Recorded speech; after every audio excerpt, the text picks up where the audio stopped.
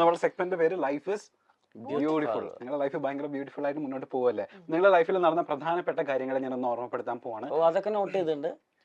Not ചെയ്തിട്ടുണ്ട്. എന്തായാലും ഒരു ഡിന്നർ സെറ്റ് ആണ്. ഓ സെറ്റ് എന്നാ കൊള്ളാം. ഞാൻ പോയിന്റ് കൂടെ കേക്കട്ടെ എന്നിട്ട് മതി അവിടെ ഇരിക്കട്ടെ.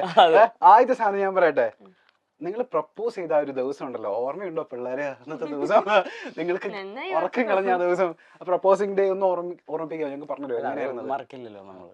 താങ്കളാണ് പ്രപ്പോസ് ചെയ്തത്. പക്ഷെ താങ്കളെ പ്രപ്പോസ് ചെയ്ത, പക്ഷെ ആ പ്രപ്പോസൽ ഇവര് ഭയങ്കരമായിട്ട് റിജക്ട് ചെയ്തു. കറഞ്ച മുറഞ്ച ഒരു ഇതില്ലാതെ റിജക്ട് ചെയ്തു. ഇത്രയും സുന്ദരനായിട്ടുള്ള അന്ന് ഇത്രയും ഭംഗിയാണ്. ഇപ്പോഴൊന്നും മെച്ചപ്പെട്ടത്, ഇപ്പോഴൊന്നും ഭംഗിയായി പല്ലൊക്കെ കിട്ടി. അപ്പൊ പറ, എങ്ങനെയായിരുന്നു ആ പ്രപ്പോസിംഗ് ഡേ?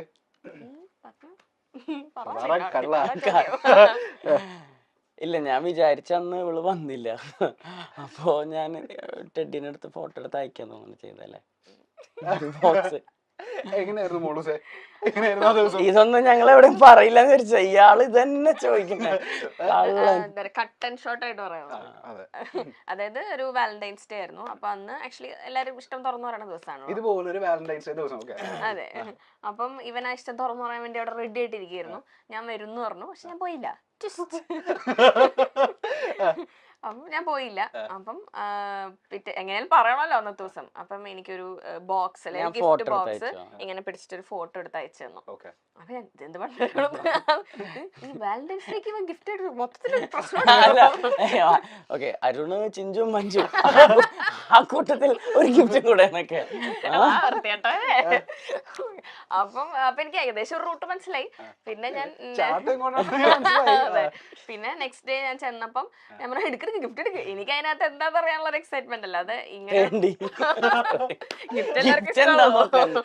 ഓക്കെ. അപ്പം തുറന്നപ്പം അതിനകത്ത് ഒരു ടെഡിയും പിന്നെ അതിന്റെ നടുക്ക് ഇങ്ങനെ ഒരു ഐ ലവ്, ഇതുപോലത്തെ ഒരു ലവ്, കുഞ്ഞു ലവ്, ഐ ലവ് യു, പിന്നെ ഒരു ഡയറി മിൽക്കും ഉണ്ടായിരുന്നു. അതായിരുന്നു അതിനകത്ത് ഉണ്ടായിരുന്നത്. ഡയറി മിൽക്ക് എനിക്ക് ഭയങ്കര ഇഷ്ടമായിരുന്നു. അപ്പൊ അതുകൊണ്ട് അതും വെച്ചിട്ട് ഇഷ്ടമായത് കൊണ്ട് എല്ലാരും ഡയറി മിൽക്ക് മേടിച്ചു കൊടുക്കണ്ട, സെറ്റ് ആവില്ല.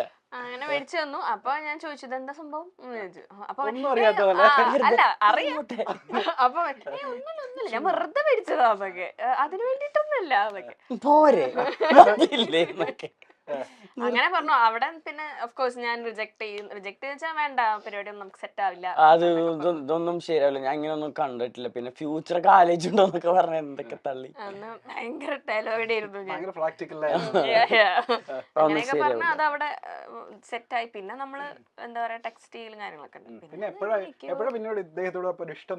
മതിട്ടാ അല്ല, എനിക്ക് അവനെ ഇഷ്ടമാണ്. കാരണം നല്ലൊരു ഫ്രണ്ടാണ്. പിന്നെ ഇവനെ എല്ലാവർക്കും ഇഷ്ടപ്പെടും. പ്രത്യേകിച്ച് പെമ്പിള്ളേർക്ക് ഇവനെ ഭയങ്കരമായിട്ട് ഇഷ്ടപ്പെടും. കാരണം അങ്ങനത്തെ ഒരു ക്യാരക്ടറാണ് അവന്റെ. അത് ഇപ്പോഴും അങ്ങനെയൊക്കെ തന്നെയാണ്. കല്യാണം കഴിഞ്ഞതിന് എനിക്ക് മാർക്കറ്റ്